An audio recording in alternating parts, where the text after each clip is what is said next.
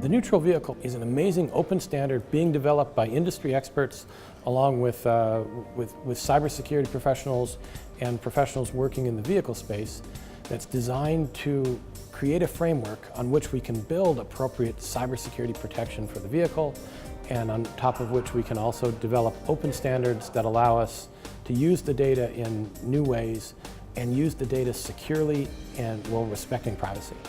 To me, a neutral vehicle is a set of standards that allow companies to compete in the new industries around data that are going to be created in the 21st century. And without that set of standards and that platform on which companies can start competing and building new ideas and creating new innovation, there's going to be a big delay in us moving forward into the smart cities of the future, the smart transportation that we're interested in the future. And so neutral vehicle is really an essential piece of helping us get there and making sure that we can take all vehicles, not just the brand new vehicles that come out on the road, and connect those vehicles up to the internet where we can access that data and process that data will become very important if we're going to move into the 21st century. When it comes to the underpinnings or governance of the digital economy, there are really three things that are very, very important. The first one is data security, the second one is data privacy, and the third one is data access. The neutral vehicle is an inherently more secure platform because it's open.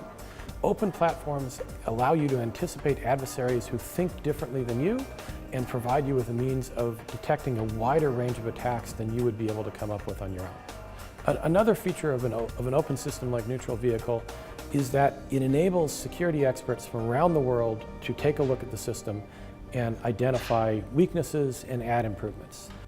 Neutral vehicle is the epitome of collaboration.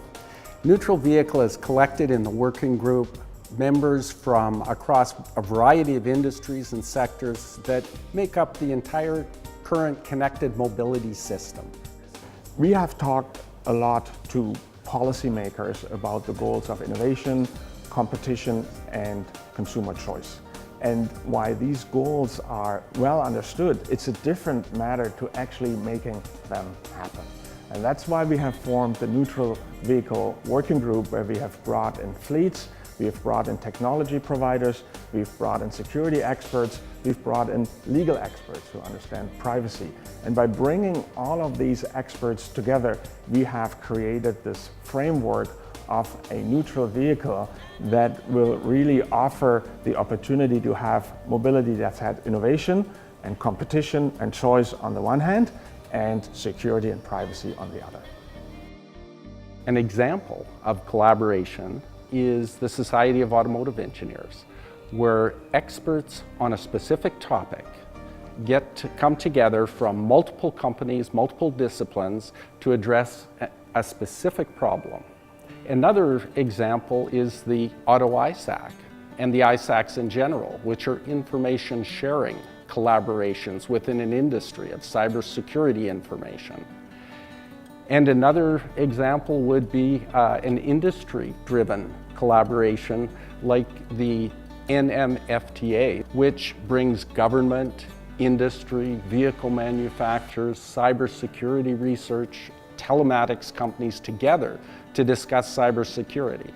The regulatory aspect has to make sure that we preserve the ability for companies to compete, the ability for us to be successful and to take full advantage of what data is going to be able to bring to the new world. Our engagement in this conversation has convinced us that it is absolutely possible to balance the public interest imperatives of safety and privacy with market competition. This is about enabling data to be available so businesses can increase their decision making. That's what this is all about. The future is all about data and data access for businesses to be able to be informative, but also to be agile in order to compete in the global market. Keeping vehicle data open is an important part to keeping our economy thriving.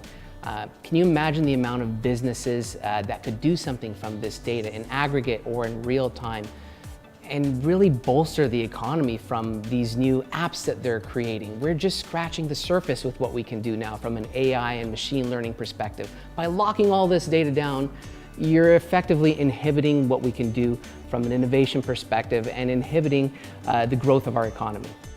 One industry that has implemented similar standards is probably best well known as being the web.